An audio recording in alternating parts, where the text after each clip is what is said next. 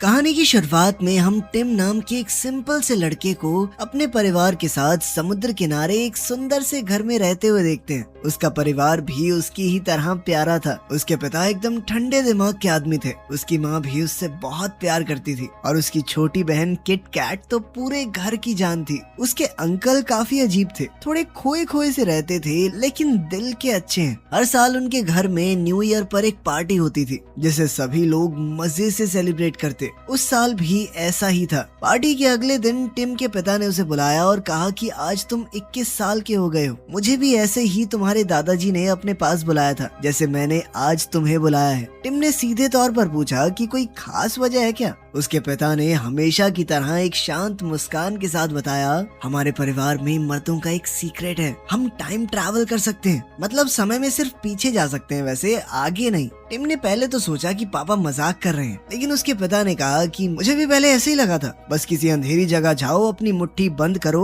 और जिस वक्त में तुम वापस जाना चाहते हो उस बारे में जोर लगा के सोचो। टिम ने सोचा कि अगर ये मजाक निकला ना तो पापा आपको कभी माफ नहीं करूंगा मैं। लेकिन अब उसका इंटरेस्ट तो जाग गया था। वो अलमारी के अंदर गया, मुट्ठी बंद की और कल रात की न्यू ईयर पार्टी के बारे में सोचने लगा। आंख खुली तो उसने देखा कि वो वही कपड़े पहने हुए था जो उसने पार्टी में पहने थे। बाहर से उसी म्यूजिक की आवाज आ रही थी। वो नीचे गया और पार्टी में वापस वही सब देखा जो कल हुआ था। इस बार उसने पिछले दिन वाली गलतियां नहीं दोहराई। फिर वो वापस अपने वर्तमान समय में लौट आया और पापा से मिलकर कहने लगा कि ये तो सच में काम करता है। उसके पिता ने मुस्कुराते हुए पूछा कि अब बताओ इस पावर का क्या करोगे तुम। टिम ने कहा कि सबसे पहले तो मुझे पैसा और फेम चाहिए। ये सुनकर उसके पिता ने तुरंत उसे रोका, ऐसा कभी मत करना, तुम्हारे दादा ने भी यही सोचा था। आखिर में उनके पास कुछ भी नहीं बचा। मैंने कभी भी किसी बहुत अमीर आदमी को खुश नहीं देखा। लेकिन टिम का कहना था कि अगर पैसा मिल जाए तो जिंदगी भर काम नहीं करना पड़ेगा। उसके पिता ने बड़ी सादगी से जवाब दिया कि काम से कभी मत भागो। तुम्हारे अंकल को देखो, उन्होंने भी सोचा था कि टाइम ट्रैवल सब कुछ सॉल्व कर देगा, पर क्या वो ऐसा कर पाए? आज उनकी हालत कितनी बुरी है सब जानते हैं। टिम उनकी बातों को ध्यान से सुन रहा था। फिर उसके पिता ने एक आखिरी बार उसे कहा कि इस ताकत को किसी खास चीज के लिए इस्तेमाल करो, किसी ऐसे काम के लिए जो वाकई जरूरी हो। अब टिम ने सोचा कि मैं इस ताकत को सबसे पहले प्यार ढूंढने के लिए इस्तेमाल करूंगा। कुछ वक्त बाद टिम की छोटी बहन किट कैट का बॉयफ्रेंड जिमी एक लड़की को घर लाया। इसका नाम था शार्लेट। वो 2 महीने के लिए उनके साथ रहने आई थी। शार्लेट देखने में बहुत खूबसूरत थी। टिम का दिल तुरंत उस पर आ गया। उसने हर तरह से उसका दिल जीतने की कोशिश की। उसके साथ टेनिस खेला, घूमने गया, वक्त बिताया। अब जब शार्लेट का वापस जाने का वक्त आया तो टिम उसके कमरे में गया और उससे अपने प्यार का इजहार किया। लेकिन शार्लेट ने कहा कि काश तुमने 1 महीना पहले ये कहा होता तो शायद कुछ हो सकता था। लेकिन ये बहाना टिम के आगे चलने वाला नहीं था। टिम तुरंत अपनी अलमारी में जाके 1 महीना पीछे पहुंच गया और फिर शार्लेट से उसी तरह अपने प्यार का इजहार किया। इस बार शार्लेट ने स्माइल करते हुए कहा, काश तुम ये बात 1 दिन पहले पूछते। उसका ये बहाना सुनकर टिम समझ गया कि चाहे वो कितनी बार भी पास्ट में चला जाए, शार्लेट उससे प्यार नहीं करती। उसने अपने दिल पर पत्थर रख के ये मान लिया कि टाइम ट्रैवल से भी वो किसी का दिल नहीं बदल सकता। अगले दिन शार्लेट चली गई और कुछ दिन बाद टिम भी लंदन चला गया लॉ की प्रैक्टिस शुरू करने और प्यार ढूंढने के लिए। वहाँ उसने अपने पिता के एक दोस्त के साथ रहना शुरू किया, हैरी, जो कि एक थिएटर आर्टिस्ट थे। 6 महीने बीत गए लेकिन टिम की जिंदगी में कोई लड़की नहीं आई। एक दिन वो अपने एक दोस्त के साथ एक रेस्टोरेंट गया। वहाँ उसकी मुलाकात हुई मैरी से। दोनों कुछ देर बात करते रहे, बातें गहरी होती गई तो टिम ने उससे उसका नंबर ले लिया। मैरी ने नंबर देते वक्त कहा कि मुझे उम्मीद है हम फिर से मिलेंगे। उस रात टिम बहुत खुश था। जब वो घर गया तो उसने देखा कि हैरी का मूड बहुत खराब है। उसने बताया कि आज मेरा प्ले था लेकिन एक एक्टर अपना डायलॉग भूल गया, जिसके बाद प्ले खराब हो गया। पूरी ऑडियंस उठकर चली गई। अब प्ले के बहुत गंदे रिव्यूज आएंगे और मेरा काम डूब जाएगा। अपने अंकल की ये हालत देखकर टिम ने डिसाइड किया कि वो उनकी मदद करेगा। अब वो समय में कुछ घंटे पहले पहुंच गया और उसने सही टाइम पर उस एक्टर को वो डायलॉग याद करवा दिया। इस बार प्ले बहुत स्मूथली हुआ जिससे हैरी बहुत ज्यादा खुश था। उधर टिम भी अपनी जिंदगी में मैरी के आने से काफी खुश था। लेकिन जब उसने प्ले वाली रात के बाद अपने फोन से मैरी का नंबर चेक किया तो उसका दिल टूट गया। नंबर उसके फोन में था ही नहीं। ऐसा इसलिए क्योंकि इस बार उसने वो पल मैरी के साथ जिया ही नहीं। जब उसे मैरी के साथ मिलना था तब तो वो उस एक्टर को लाइनें याद करवा रहा था। अब टिम सोचने लगा कि मैं वक्त में वापस कैसे जाऊं। अगर मैं वापस गया तो अंकल का प्ले फ्लॉप हो जाएगा। वो मजबूर था क्योंकि दोनों चीजें एक ही वक्त पर हो रही थी। अब उसके पास मैरी का कोई कांटेक्ट नहीं था।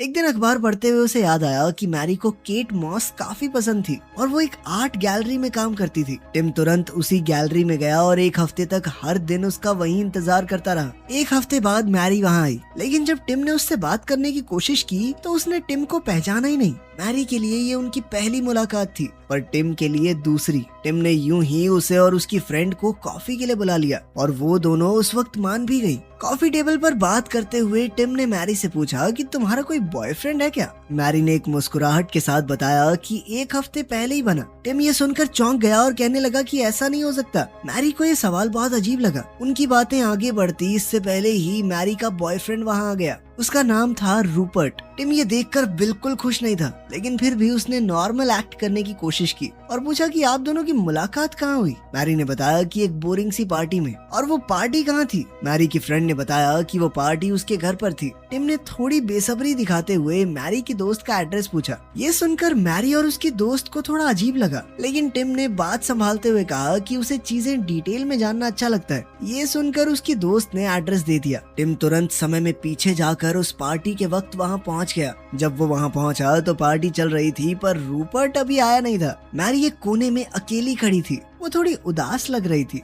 टिम उसके पास गया और उससे वही बातें करने लगा जो उसे पसंद थी। मैरी के लिए वो उससे पहली बार मिल रहा था, लेकिन वो मैरी से 2 बार पहले मिल चुका था। उसने कहा कि मुझे भी केट मॉस बहुत पसंद है और मुझे पता है तुम इस पार्टी में बोर हो रही हो। मैरी थोड़ा हैरान हुई, पर उसकी बातों से इम्प्रेस भी। उसने भी कहा कि हाँ, ये पार्टी बहुत बोरिंग है, कहीं बाहर चलें क्या? वो दोनों पार्टी से बाहर निकल गए। उधर बेचारा रूपर्ट अब एंट्री ही मार रहा था पार्टी में, लेकिन वो कहाँ जानता है जो उसकी गर्लफ्रेंड बनने वाली थी उसे तो कोई और ही ले गया। लेकिन इस बार टिम सब कुछ बदल चुका था। बाहर डिनर के बाद टिम ने मैरी को घर पर ड्रॉप किया। दोनों के बीच नजदीकियां बढ़ती गई। वो दोनों एक दूसरे के काफी करीब आ गए, लेकिन चीजें टिम ने जैसी सोची थी वैसी नहीं हुई। तो टिम ने सोचा कि एक और बार करके देखते हैं। वो समय में पीछे गया और उस रात को बार बार जीने लगा जब तक वो बिल्कुल परफेक्ट नहीं हुई। अब उसने मैरी को पूरी तरह से इम्प्रेस कर दिया था। वो दोनों एक दूसरे को हर रोज फोन मिलाने लगे। समय के साथ उनका प्यार गहरा होता गया। टिम को ये महसूस होने लगा कि मैरी ही वो लड़की है जिसके साथ वो अपनी जिंदगी गुजार सकता है। कुछ वक्त बाद टिम ने मैरी को शादी के लिए प्रपोज कर दिया। मैरी ने बिना किसी झिझक के हाँ भी कह दिया।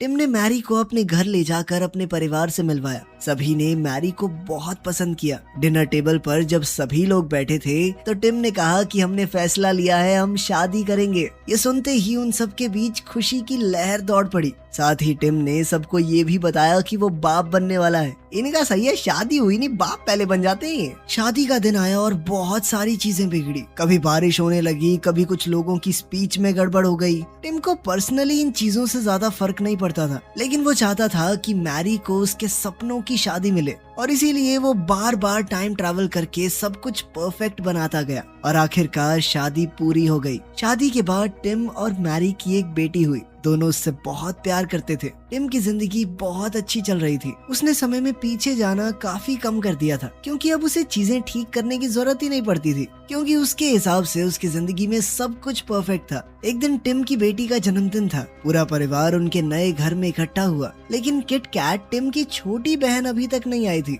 जब टिम ने किट कैट की जगह उसके बॉयफ्रेंड जिमी को देखा तो वो चौंक गया। टिम ने उससे पूछा कि किट कैट कहाँ है? जिमी ने उदासी से बताया कि उसने शराब पी रखी थी, हम दोनों का झगड़ा हुआ था, उसके बाद वो कार लेके चली गई, मुझे नहीं पता वो कहाँ गई है। टिम परेशान हो गया और कुछ देर बाद उसे पता चला कि किट कैट का एक्सीडेंट हो गया है। उसके चेहरे पर चोटों के निशान थे। उसने पहली बार ये महसूस किया कि वो अपनी जिंदगी में इतना बिजी हो गया था कि उसने अपनी बहन की तकलीफों पर ध्यान ही नहीं दिया। किट कैट अंदर से टूटी हुई थी। सभी रिश्ते बस उसकी जिंदगी को खराब ही कर रहे थे। वो डिप्रेशन में जाकर बहुत दारू पीने लगी थी। थोड़े समय बाद किट कैट ठीक होने लगी। टिम ने उसका हाथ पकड़कर कहा कि मेरे लिए जितनी जरूरी मेरी पत्नी है, उतनी ही जरूरी तुम भी हो। उसने किट कैट को अपना सीक्रेट भी बताया कि मैं टाइम ट्रैवल कर सकता हूँ। ये बात उसने किट कैट को उसका भरोसा जीतने के लिए बताई थी। उसने किट कैट से कहा कि तुम पास्ट में जो कुछ भी बदलना चाहती हो, मैं बदल सकता हूँ। मैंने ऐसा अपने लिए बहुत बार किया है।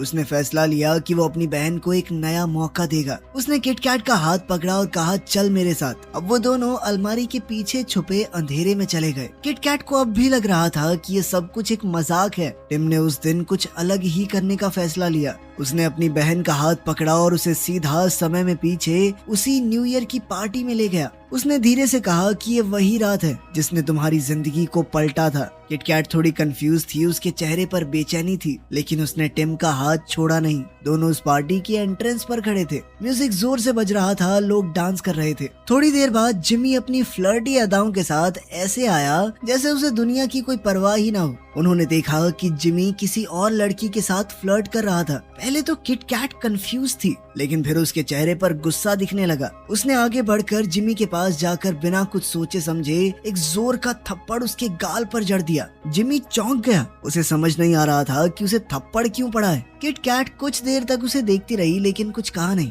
उसके चेहरे से दिख रहा था कि उसके दिमाग में चीजें अब साफ होने लगी है। उसने अपनी सारी पुरानी भावनाओं को उस थप्पड़ के साथ ही खत्म कर दिया। उधर टिम ने ये महसूस किया कि किटकैट अब उस रिश्ते से आगे बढ़ने के लिए तैयार है। अब जब उसने जिमी का साथ ही छोड़ दिया तो उसका भविष्य भी चेंज हो गया। थोड़ी देर बाद वो लोग वर्तमान समय में वापस आ गए तो टिम ने देखा कि किटकैट बहुत शांत लग रही थी। उसकी आंखों में एक सुकून था। अब किटकैट उसके एक नजदीकी दोस्त जे के साथ थी। जे एक बहुत ही अच्छा लड़का था। टिम ने देखा कि अब उसकी बहन वाकई में खुश थी। टिम ये सोचकर बहुत खुश था कि उसने फाइनली अपनी बहन की जिंदगी को पूरी तरह ठीक कर दिया है। लेकिन उसकी ये खुशी ज्यादा लंबे समय तक चली नहीं। जब टिम अपनी बेटी पॉसी के पास गया तो उसने देखा कि वहाँ पर पॉसी थी ही नहीं, बल्कि उसकी जगह एक लड़का था जो उसी का बेटा था। ये देखकर अब टिम का दिल ही बैठ गया। वो समझ गया कि वो किटकैट की जिंदगी बदलने के लिए पॉसी के पैदा होने से पहले चला गया। तो अब उसकी जिंदगी इतनी बदल चुकी थी कि उसकी बेटी कभी पैदा नहीं हुई। उसकी जगह एक लड़का पैदा हुआ जिसे वो जानता तक नहीं, क्योंकि उसने उसके साथ कोई पल ही नहीं बिताया। उसके चेहरे पर घबराहट थी। उसने तुरंत मैरी के पास जाके पूछा कि पॉसी कहाँ है। मैरी ये नाम सुनकर सोच में पड़ गई, क्योंकि पॉसी नाम की उनकी कोई बेटी थी ही नहीं। ये सब देखकर टिम का दिल टूट गया। उसने सोचा कि मैं उसे वापस कैसे पा सकता हूँ। वो तुरंत अपने पिता के पास गया उनसे सलाह लेने के लिए। उसके पिता ने उसे समझाया कि बेटा, मुझे तुम्हें पहले बता देना चाहिए था। अगर तुम अपने बच्चे के पैदा होने से पहले के समय में जाकर कुछ भी चेंज करते हो तो तुम्हारा बच्चा भी चेंज हो जाएगा। उसका डीएनए, उसकी आइडेंटिटी, सब कुछ। यही टाइम ट्रैवल का सबसे बड़ा रिस्क है। ये बात टिम के दिल पर पत्थर की तरह गिरी। पॉसी उसकी जिंदगी का एक बड़ा हिस्सा थी। उसका होना ही टिम की खुशी थी। इसीलिए टिम ने फैसला लिया कि किटकैट की जिंदगी बदलने के लिए उसे कोई और रास्ता ढूंढना पड़ेगा। और उसने टाइम ट्रैवल का इस्तेमाल नहीं किया। जो जैसा हो रहा था होने दिया। अब किटकैट का कार एक्सीडेंट फिर से हुआ। टिम और मैरी उससे हॉस्पिटल में मिलने गए, लेकिन इस बार टिम शांत था, क्योंकि उसे पता था उसकी बहन की जिंदगी नॉर्मल हो चुकी थी। वो जानता था कि किटकैट के दिल में जे के लिए प्यार बढ़ रहा था, सच्चा प्यार। वो दोनों कुछ समय बाद एक दूसरे से प्यार भी करने लग गए। जे ने किटकैट को वो इमोशनल सपोर्ट दिया जिसकी उसे जरूरत थी। टिम ने सोचा कि कुछ रिश्ते बदलने के लिए उन्हें वक्त देना पड़ता है। शॉर्टकट से सिर्फ मंजिल बदल सकती है, लेकिन सफर तो तय करना ही पड़ेगा। थोड़ा समय और बीता और अब टिम और मैरी को एक और बच्चा पैदा हुआ, एक बेटा। अब उनके दो प्यारे प्यारे बच्चे थे, पॉसी और उसका छोटा भाई। टिम का परिवार अब पूरा हो चुका था। हर तरफ खुशी थी, लेकिन जिंदगी कभी परफेक्ट नहीं होती। एक दिन टिम को पता चला कि उसके पिता को कैंसर है। उनके पास सिर्फ कुछ ही हफ्ते बचे थे। ये सुनकर टिम शॉक में चला गया। वो उनके पास गया और पूछा, क्या कुछ बदला जा सकता है? उसके पिता ने मुस्कुराकर कहा कि मैं स्मोकिंग नहीं छोड़ सकता यार, बहुत मुश्किल है मेरे लिए। तेरे और तेरी बहन के पैदा होने के पीछे का भी यही रीजन है। तेरी माँ को मेरा स्टाइल से स्मोकिंग करना पसंद था, ऐसे ही पटाया था मैंने उसे। अगर वो चेंज कर दिया तो सब कुछ बदल जाएगा। टिम को ये बात समझ आई कि कभी कभी कुछ आदतें, कुछ गलतियाँ, कुछ तकलीफें भी किसी अच्छे किस्से की वजह बन जाती हैं। उसके पिता ने उसे एक और सीक्रेट बताया कि मैं हर दिन को 2 बार जीता हूँ। पहली बार नॉर्मल इंसानों की तरह स्ट्रेस और रूटीन में, दूसरी बार समय में पीछे जाकर बिल्कुल शांति और प्यार के साथ। तुम भी ट्राई करके देखो। इस हिसाब से सोचेगा ना, कम से कम 200 साल का हूँ मैं।